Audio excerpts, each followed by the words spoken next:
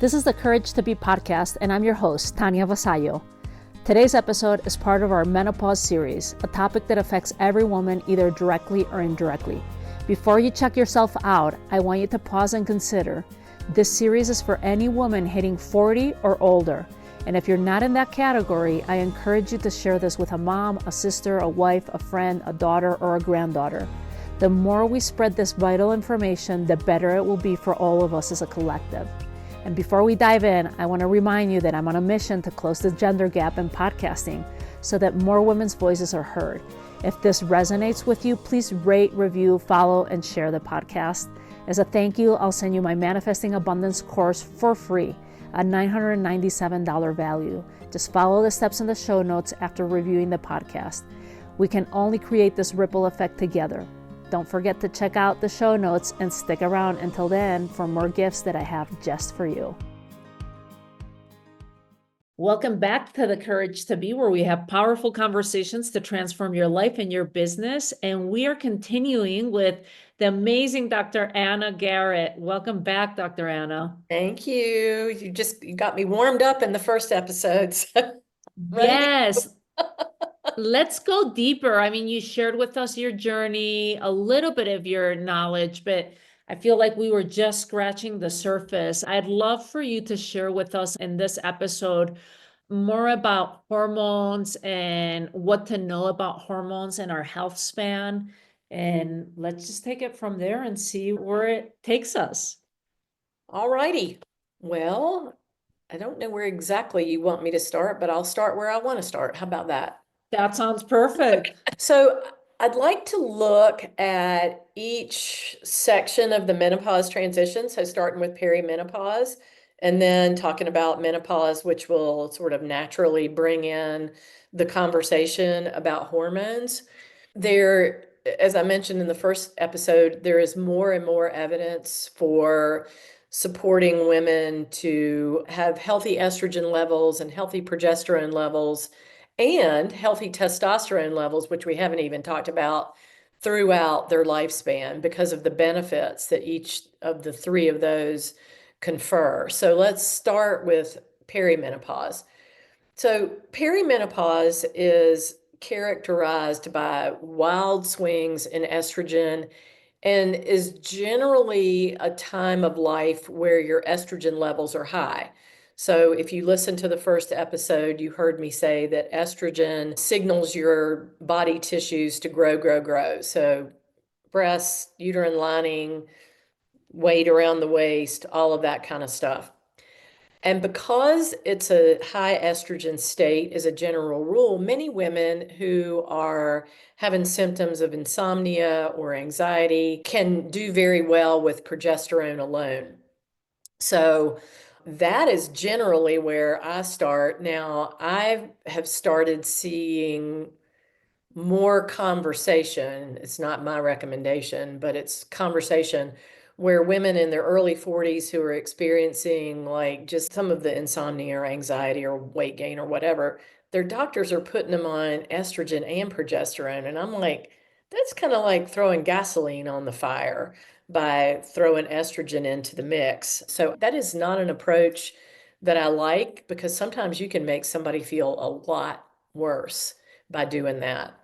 And let me ask you something, Dr. Anna, as we're still on the subject of progesterone. Would you recommend progesterone? Because I know there's the cream progesterone, there's pellets, I'm guessing, the oral. Like, what kind of progesterones would you recommend for someone that's in perimenopause? That was my very next thing I was going to say. Oh, So perfect. So then you read my you mind. keep on taking us down that path. Like, what kind of progesterone, as well as do we have to measure? Like, do we know how much progesterone we have to take, or do we need a doctor's note from that? Or is this something that we can kind of, pick up over the counter type of thing? So progesterone can't be put in pellets. So there's that. Estrogen and testosterone can be put in pellets. And that's another conversation that remind me if I don't mention it when we get to the menopause part. So there is oral progesterone, and the commercially available form is made in peanut oil. So that's very important to know. And it can also be compounded. So those are the two oral ones. Then there's something called a troche, and a troche is like a tablet you suck on. So you put it in your mouth and you suck on it, and it's absorbed through the tissues of your mouth. And you swallow some too, just because you really can't help it. And then there's cream. So the cream is available over the counter. The other two forms require a prescription. And the creams can be had in various strengths. And I find that they are not super helpful for sleep, but for anxiety, for balancing out estrogen, just sort of in general, they're okay. The problem with them is that A, women tend not to rub it on for long enough to get it absorbed. And B, it likes to deposit into fat tissue. So if you put it on the same place every single day, it's going to deposit under your skin and basically stay there for what could be months. So you basically create this deposit of progesterone, and it just sort of leaches out over a period of months. So if you're having side effects from that, you have a problem because you have this deposit of progesterone in your fat tissue, and there's nothing you can do to make that go away fast. So there's that. And I have recommended cream to a lot of people, but my preference is the oral progesterone. And the reason for that is because it helps with sleep, because the way that it's broken down in the liver, one of the products of breakdown is called allopregnenolone, and that's the metabolite or product of breakdown that makes you sleepy. But for some people, it also can give you a hungover feeling in the morning. And so those women that get that feeling may need a lower dose. So there's only two strengths that are available in a commercially available product, 100 and 200 milligrams. So if you need anything in between that, you're going to need to use a compounded product. The compounded product can be made in any strength that you want. It is not made in peanut oil, it's in capsules. So I personally am just now switching back to the compounded product because the one that's made in peanut oil tends to cause more weight gain in women. And I have had an issue for the last 8 years or so where my weight has just sort of steadily crept up, and I'm not really doing anything different. And so I had a consultation with somebody last week, and she said, well, try change into the compounded progesterone and see if that makes any difference. And I thought back to when I was first on progesterone, and I was on the compounded kind. So I am hoping that will make some difference. What else do I want to say about progesterone? It gets into your brain, as I mentioned in the first episode. So it helps keep us calm. It helps balance out the effects of estrogen. And it also helps keep our bones resilient, or bendy, as I like to call them. So estrogen will make your bones hard, but if you were to suffer a major trauma to a bone and you were just on estrogen and that bone was hard, it could still fracture. It might take more of a hit, but progesterone helps keep that resilience in the bones so that when you sustain that injury, you get some bending and not breaking, if that makes sense. And it's also good for nerve health as well. So progesterone has a lot of benefits. You will hear doctors still say that if you've had a hysterectomy, you don't need to take progesterone because you no longer have a uterus that needs protection against the effects of estrogen. So what we're trying to do with the estrogen progesterone combination in somebody that has a uterus is prevent uterine cancer. And so the thinking is, oh, well, you don't have a uterus anymore. You don't need to have uterine protection. Well, yes, you do, because you have progesterone receptors all over your body, and you're not getting all the benefits that you could. The other thing that I see sometimes being done is a woman will go on estrogen and then be given an IUD for the progestin part of the combination. Well, synthetic progestins like norethindrone, which is what is in the mini pill, All birth control pills have synthetic progestins in them, as do the IUDs. So you don't get the benefits of helping with sleep and anxiety and all of those things with the synthetic forms. And that's where a lot of women get confused. They think they hear progesterone and they kind of lump it all into one category. And the medical community actually does the same thing, but they are not the same chemical compound. Because what you were talking when you were saying the other progesterone was it bioidentical? Can we make a Yes, little bit of a distinction with that, with the bioidentical hormones and the regular sure. hormones? So there's synthetic, and then there's bioidentical, or sometimes you'll hear body identical. So what that means is that a compound that comes from wild yam or soy has to be turned into the same chemical compound that your body would make if you were still ovulating. And this is where people get into big fights about things. So you'll hear, oh, bioidentical, it's just a marketing term. No, it's not. It is the same compound that your body would make if you were still ovulating. If you were to put them side by side, you would not be able to tell the difference in the chemical structure. Well, the argument people try to make is, well, it's not natural because it comes from wild yam and it has to be manipulated in a lab and blah, blah, blah, blah, blah. That is all true because your body cannot do that conversion. So somebody has to do it. And that doesn't make it unnatural. It just means that your body can't make that conversion. But the end product is exactly what your body would make. Is that confusing? Because I'm happy to go on and on about this. No, that helps understand the difference between regular hormone. Well, let's go into this. We might extend it and go longer, but why should we choose a bioidentical hormone versus regular hormone? So when you say regular, what do you mean? Like when I've seen in the literature, magazines or online and stuff, there's like, do HRT, hormone replacement therapy. But then they're saying, so that's the one that I'm considering regular hormones that were classified 20 years ago with the women's health study. Like, no, Okay, those are synthetic. I don't know if they're synthetic, that's for you they to were. clarify. Okay. Versus doing bioidentical hormones that come from the wild yam, like what you just explained for us right now. I can't think of a reason why you would use a synthetic progestin. So that's what was Okay. in the regular hormone therapy in the Women's Health Initiative. Then we have the distinction between compounded and commercially available hormones. So progesterone is available in a commercially available product as well as compounded.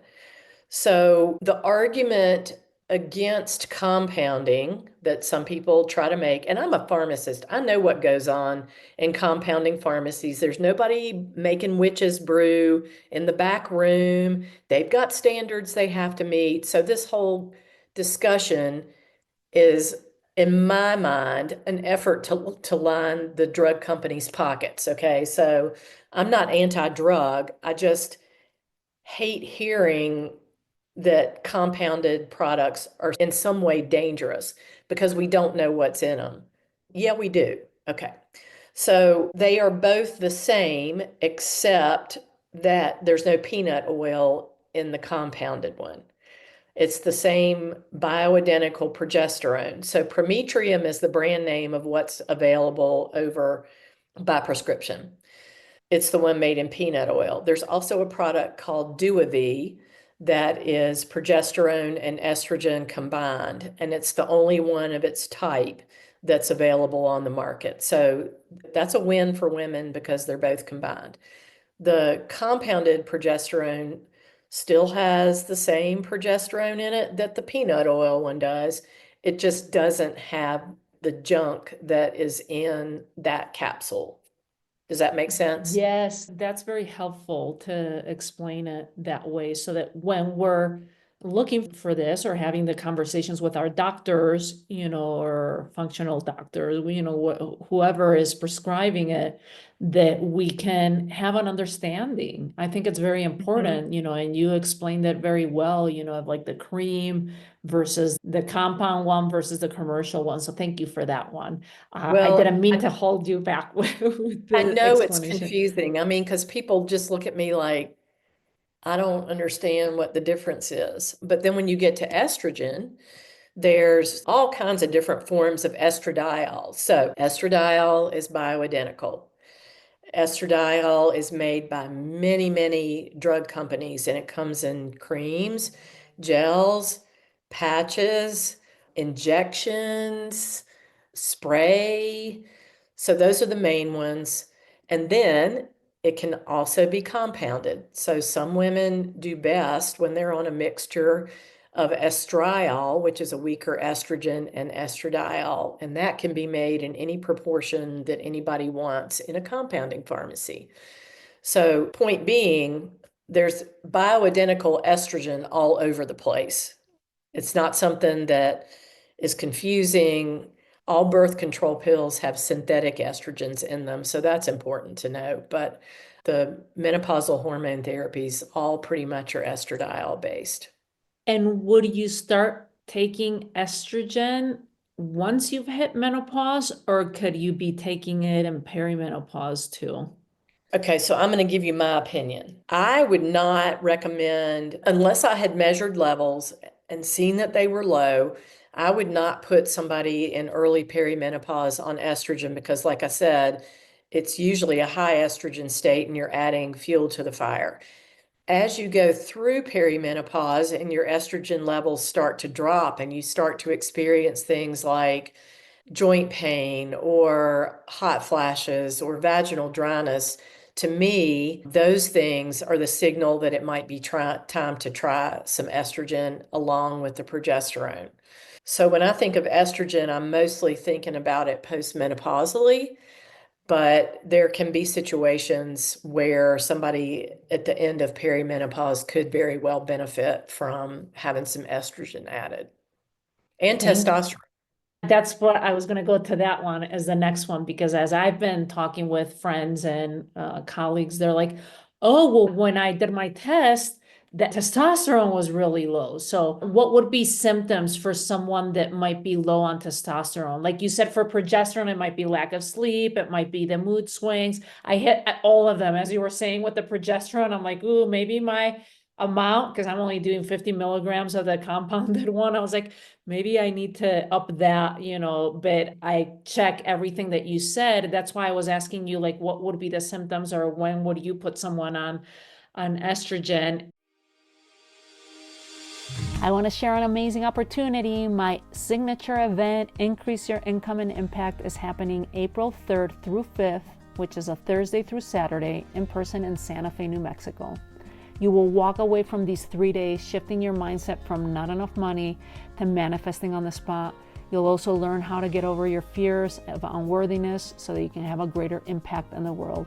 Plus, you'll get to connect with some amazing people that you'll become friends with, create partnerships, and who knows, maybe even walk out with some business. These in-person events are life transforming, but don't take my word. Listen to what some of the past participants have to say. Hi, this is Jenny Casson, and I just wanted to let you know that we're wrapping up day 3 of an amazing event that Tanya Vasayo led. And I have so many new ideas of how to take things to the next level with my personal finances and my money mindset and just how I relate with money, which is pretty funny because my whole business is all about money and finance. So, Tanya, thank you so much for your amazing teachings and just your amazing energy. And I can't wait to implement all the things that I learned during your 3-day event. If you found this inspiring, if you'd like to join us in Santa Fe, New Mexico this April, I'm gifting you a 50% discounted ticket. All you have to do is leave us a rating and review on iTunes and post a couple of comments under your favorite episode on YouTube. Take a screenshot and email us at help.thecouragetobe podcast@gmail.com and type in event discount to claim your discounted ticket. I look forward to being your mentor and guide to transform your life. And so now the question is, what kind of symptoms would someone with low testosterone have? So you could have loss of libido, but that can be very multifactorial, like stress is a real libido killer. So it might not be low testosterone, but it could be. Muscle wasting, just lack of drive in general. So those are the big ones that somebody might notice. You might notice that, like, if you're lifting weights, you can't do as much as you used to, which could be, loss of muscle mass. Testosterone is also great for bone health, but you're probably not going to notice that. And then it can have a role in weight gain. Low testosterone can have a role in weight gain too. The problem that we run into with testosterone for women is that there are no commercially available products. So what's happening is we have our camp of doctors over here who are very anti-compound pharmacy, and they are asking women to take a dose that is meant for men in a tube and squeeze out 1/10 of that dose and rub it on. So I'm like, so how is that better than having a compounded product that's made especially for women? Because that's really the only way you can get a product made for women, where she knows exactly how much is in that quarter of a teaspoon that she's clicking out of the device and rubbing it on. How is squeezing it out of a tube better? I don't think it is, but it's FDA approved. Well, it's not FDA approved for women. And so there are some doctors who will just flat out refuse to prescribe testosterone for women, just won't go anywhere near it. Wow, this is such a fascinating, I can see, because this is not even my area of expertise. I'm just curious with some of these things, but I can see how muddy and foggy it can get into this arena, of just between all the different symptoms, the doctors that don't know, the different camps of, compound versus commercial. I'm like, whoa, like someone's just trying to deal with their symptoms, and first even identifying that their symptoms are perimenopause or menopause, at this point. But this has helped a lot because I've done a couple other episodes on menopause with other experts, with other women going through their symptoms and stuff. And I think this is very helpful, Dr. Anna, just to, and especially to get it from your perspective, having been a pharmacist for so many years, and now, for so many other years working, in the hormonal as an expert with hormones and women's hormones. Do we take these, say we started taking progesterone and, in perimenopause, are you taking this for the rest of your life, or estrogen, or Oh, I does hope it so. switch? Okay, so this is something that I didn't know, do you stop because once you hit menopause and then you have to follow new tests, or do you have to pay attention for symptoms? Like, how will this work out? What's the long-term view with all these different bioidentical hormones? So the guidelines that were published before 2017 said you can use it for up to 5 years, and there's still some doctors operating on that premise too, but that's not what the guidelines say now. The guidelines now say that you can use hormones as long as you need to for symptom control. Well, my thinking is I'm going to use them as long as I can to make sure that my bones and my brain and my heart are healthy. And so the recommendation says you should start them within 10 years of menopause. Even that is being debunked. The rationale for that is that if you start after 10 years, if you have any pre-existing heart disease or plaque in your arteries, if you start on estrogen, that can make your blood vessels more pliable and potentially break off that plaque, and it could go to your brain or your heart and cause a stroke or a heart attack. But there's a way around that. The way around that is to have a more intensive cardiac workup done. So get your carotid Dopplers checked, have a coronary calcium scan done, measure your LP little a, which is a blood test. It's part of your cholesterol. the coronary calcium scan measures the hardened plaque. It doesn't measure soft plaque, but it's a pretty good look. I mean, if you've got a coronary calcium scan of 0, the score is starts at 0, that's what you want, and goes all the way up. But it's looking for risk factors that might say, oh, you already have cardiovascular disease, so the risk may outweigh the benefit. But if you start within 10 years of menopause, that really shouldn't be a factor. Where we kind of run into some, gee, I'm not really sure what to do about this, is in women who have had breast cancer. And so there are studies out there that show that estrogen does not cause recurrence of breast cancer, which is everybody's big fear. I think 25 of the 26 studies that are out there show that it doesn't increase the risk. Vaginal estrogen definitely doesn't increase the risk. So that's still a conversation for a woman to have with her oncologist about risks and benefits. And my symptoms are so life altering that I need to do something because I'm miserable. So that's a gray area that's still out there. Thank you for this. And so, yes, to continue taking the hormones throughout life, should we be checking, like if the symptoms vary, or is this something that we check yearly or every couple of years? Do you even recommend checking our hormones and perimenopause like yearly and then just seeing like what's happening? Like, what's your thoughts or recommendations on testing? So I'm a test, don't guess kind of girl. So I do test. Again, we have the divided camps on whether you should do that or not. And there's one camp that says you just should go by symptoms and, call it a day. I don't agree with that fully. I think there are some situations where I can talk to somebody and hear their symptoms and go, yep, you need progesterone. And rather than spend the money to do the testing, we just do that. And if things get better, great. But remember, hormones are a moving target. So as you go through the menopause transition, your levels are going to change. And so I like to test women in menopause because I want to make sure that the balance of estrogen to progesterone is right. And so there are calculators online, the progesterone to estrogen ratio calculator. You can plug your levels in and it'll give you what you hope is a number between 100 and 500. And that'll tell you that your hormones are balanced. There's also data that says your estradiol level needs to be above 60 for bone protection. Well, how are you going to know that if you don't check? You won't. There's also some data that says you want your FSH when you start on hormone therapy to be down in the 20s because that will help keep you youthful longer. How are you going to know if you don't check?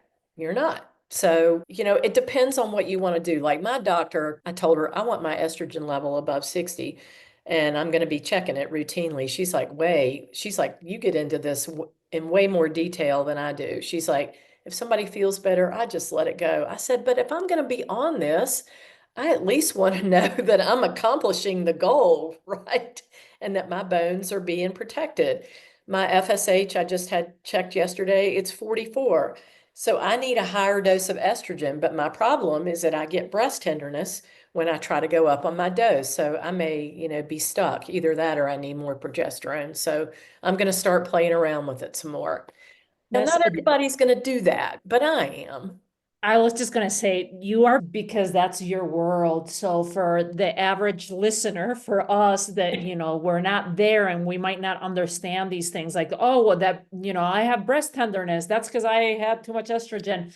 What I was going to ask you with regarding that testing, because the majority of doctors just do a blood test. Yeah. And I know you're an advocate for the Dutch test because I've been following your newsletter and I have your book and I've read, like, tell us about the, like, what is the Dutch test? Why should you do, if you're going to do testing, go deeper, like just Mhm. don't do superficial testing. But can you, for anyone that's listening that's never heard about this or that went to their doctor and they're like, oh yeah, my doctor says my hormones are fine because they did a blood test.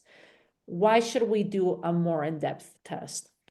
So I like the Dutch test, and for your listeners, the Dutch test is a dried urine test, and you'll Google it and you'll see, oh, the Dutch test is a scam. Well, it's not a scam. So you are measuring, you're dipping filter paper into your urine 5 times during the day, or 4 if you don't get up at night. And what it is looking at is not only the levels of your hormones, so progesterone, estradiol, and testosterone, it is allowing us to see how your body is breaking down those hormones. So what metabolic pathways are your hormones traveling in? Are they in the safest pathways possible? Is your testosterone going into the pathway that is going to predispose you to acne and hair loss and irritability? Is your estrogen going into the pathway that's going to predispose you potentially to an increased risk of cancer if it's not detoxified? It also looks at your detox pathways. It also takes a deep dive into your cortisol at 4 or 5 points during the day so that we can see what your circadian rhythm is for your cortisol during the day, as well as your levels of cortisol. And then we also get a select group of organic acids, and organic acids are products of the processes that your cells use, like for vitamin B12 or B6 or some of your neurotransmitters. So it is this huge amount of information, and seeing this allows me as a clinician to be able to manipulate those pathways to make sure that you're using your hormones in the safest way possible, and to support your adrenals if you have cortisol issues, whether high or low. Now, I'll say I don't always have people do a follow-up Dutch test because it's expensive. And if I just want to see what somebody's estrogen to progesterone balance is, or how their testosterone's doing if they're on replacement, I'll just send them to the lab to get a blood test because that's helpful too. So there's not one right way to do things, but I like to take the deep dive right out of the gate just to see, okay, what exactly is going on. Thank you for that. That's a great clarification for me, because when I started going down this path, I was like, well, a blood test is not going to be enough. I need to do a Dutch test. And then now I'm on the path. I did receive the Dutch test, and it's like, oh, but do I do this? Because my periods aren't regular. When do I? So I feel like every door I open, there's like 20 more doors to deal with. So on that note, where can people find you and the work that you're doing, helping them with their hormones and prescribing the right things, Dr. Anna? So my website is the best place to look, dranagarrett.com. And I have a whole section on services. So it's got everything that I offer except for my year-long program, which I'm still creating. That's the best place to look. So what I recommend is scheduling an initial consultation with me. It's not a free consultation. It's 45 minutes long. You're going to get great value out of it, whether you decide to work with me in the long term or not. So it's $297, and we get on and we talk specifically about what's going on with you, what you've tried, what's worked, what hasn't, my recommendations as far as what next steps might be, or if you want me to just give you some recommendations for, here are some supplements to try, or I hear you saying your stress level is high. Here are some things you can do for that. So that allows me to not only get into your situation, but to also, for us to decide if we're a good match for each other before you jump into, working in a package with me. That's fabulous. Thank you for sharing that, because it gives us another resource to go to, especially for those of us that have gone to doctors and it's just like, I don't know what else to do. So thank you so much, Dr. Anna, for everything that you do. And before we wrap up, I'm going to focus this question on what can our listeners do to live life of menopause and perimenopause with more courage? I would say have the courage to look at your body as an experiment and try to stay at a 30,000 foot level and just notice, because so many of us are living in our heads and we're running around and we basically are like, this body is just to be a home for my head. No, your body is trying to tell you things. And if you're not listening, then that's what the symptoms are, what your body's messages are to you about what you need to do to live your life more fully and to take care of yourself. But you have to be paying attention to do that. And it takes courage to be able to step back and say, wait a minute, I need to take care of me and not worry about everything that is going on. Because if you're not taking care of yourself, then you don't have anything to give to other people. So that's the courageous step. That was fabulous. Thank you so much, Dr. Thanks for Handel. having me. You're welcome. This was We could go great. on and Thanks. on and on for Yes, days. we could do 20 more episodes on these, right? This was fabulous. Thanks again. I really appreciate your time being with us. Yeah, you're so welcome. Happy to do it. Thank you so much for joining me in this episode of the Courage to Be podcast, part of our menopause series. If you found value in this conversation, I encourage you to explore other episodes in the series. We're diving deep into topics every woman over 40 should know about. And if this resonated with you, please rate, review, and share it with the women in your life. Together, we can create a powerful ripple effect of awareness and support.